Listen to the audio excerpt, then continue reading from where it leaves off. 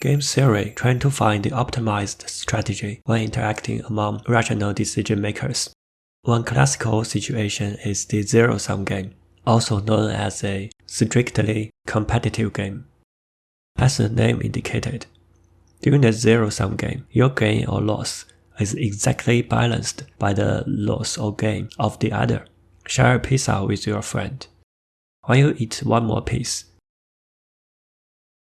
means your friend has to eat one less piece.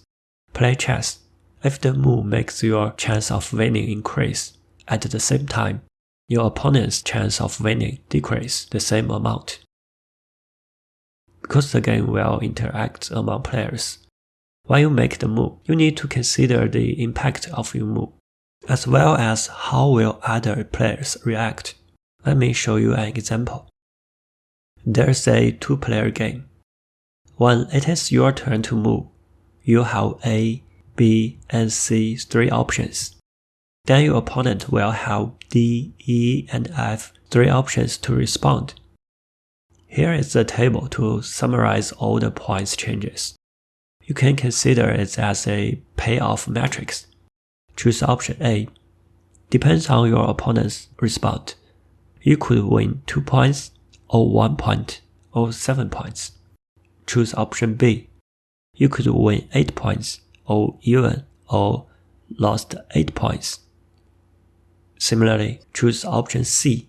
You could lose 2 points, or even, or win 6 points.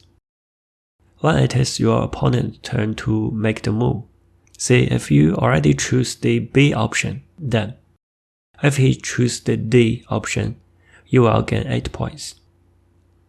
E option, you will gain 0 point. F option, you will lose 8 points. Because your gain is exactly your opponent's loss, we only need to consider one table. Then, which option should you choose? Is that B? Because you could win the biggest 8 points.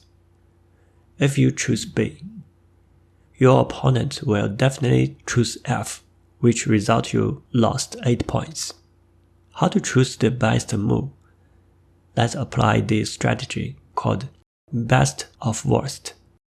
The best of worst literally means what it says. In our case, from each of your options' worst outcome is A, 1 point, B, minus 8 points, and C, minus 2 points.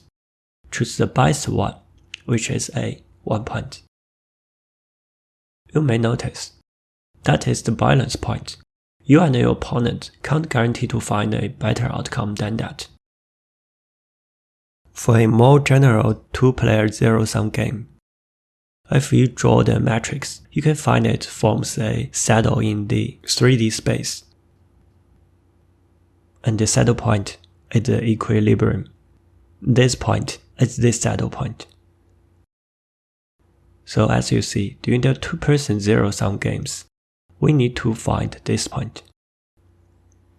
That is two-player zero-sum game. Let's see another classic example. Draw lots. Each person in the group take a piece of paper. One of the paper is different from the others, and the people who take the different one win. If you find yourself in this kind of situation, why should you pick the paper? Let's do some calculation. Say, there are 10 people. First people, because it choose 1 from 10, so have 10% chance to pick the different paper. And will the second people have a nice chance to win? Wait for a second. We have considered the first person has to lose, so the game can continue. So the second person's chance to win is a conditional probability, which is the conditional of first people lose, second people win. Also 10%.